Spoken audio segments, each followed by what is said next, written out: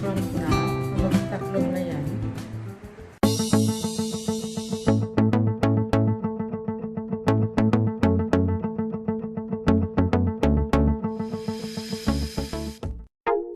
Ito naman guys ang back yoke at bali cut 1 lang din to. Naka-fold lang yung ating cutting.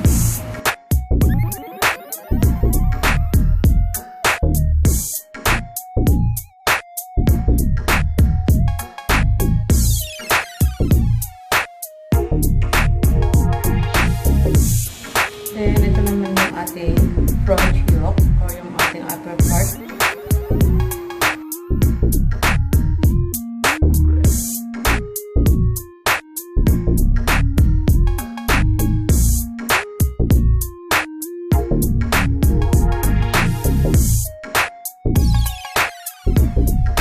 Ang una natin gagawin guys ay pagdudugtungin muna natin yung back yoke at saka yung lower part. So may maliit na pleats yung sa ilalim. So may nuts akong nilagay. Yan, para yun magiging tanda para doon sa ating pleats. So ganyan lang hanggang doon sa kabilang side.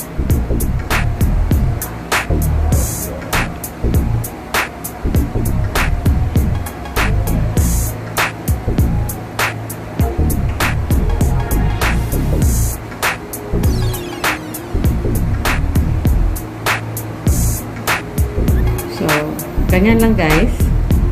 Yan ang itsura.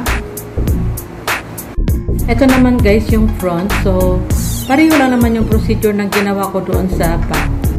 Lalagyan ko muna guys ng bar dito sa may gitna ng harap. Parang design na lang din. So, hindi ko na pinakita kung paano ko inassemble yung bar kasi simple lang naman ang paggawa niyan. So, ganito lang yung paglagay.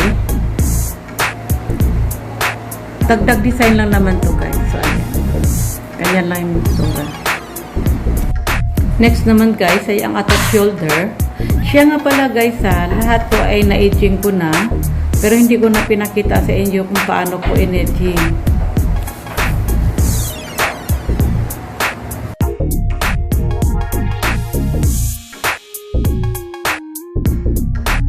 Next naman guys ay side close.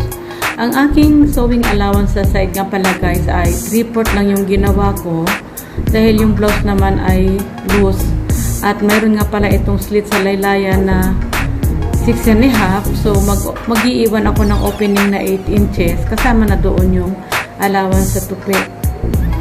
So bali 8 inches yung aking gagawin. So ayan. Bago nga pala ako guys mag bottom hem, kailangan itako muna, bali 3/4 dito ang lapad at saka 1.5 naman sa laylayan para mapantay ko yung pinaka slit. So ganito lang guys, and then babalik ka rin. So ganito lang. Then i-check na lang kung pareho yung haba. Next naman guys ay attach piping sa armhole at saka sa neckline. So, parehong piping ang armhole at saka neckline. So, ganito lang din guys ang procedure. Bali sa wrong side muna ako guys nag-attach. And then, pagdapa ay papunta doon sa right side. Kasi, papasadahan ko siya ng 1/16. So, ganito lang din.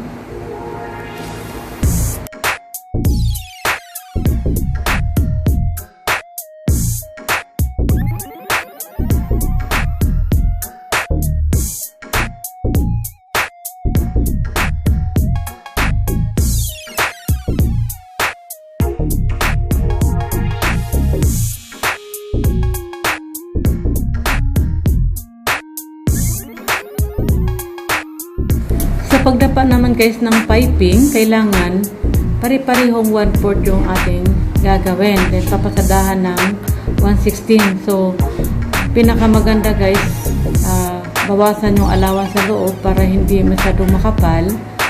And then, kailangan accurate din yung pasada na 1/16 para maganda rin ang itsura pag nangyari. So, kailangan guys yung quality ay ma-maintain. So, ganyan lang. kailangan din huwag pumilipit yung bias. So, sa pag-attach din yan guys, sa pagdapa, kailangan medyo hahatakin mo rin yung ilalim. So, ganyan lang.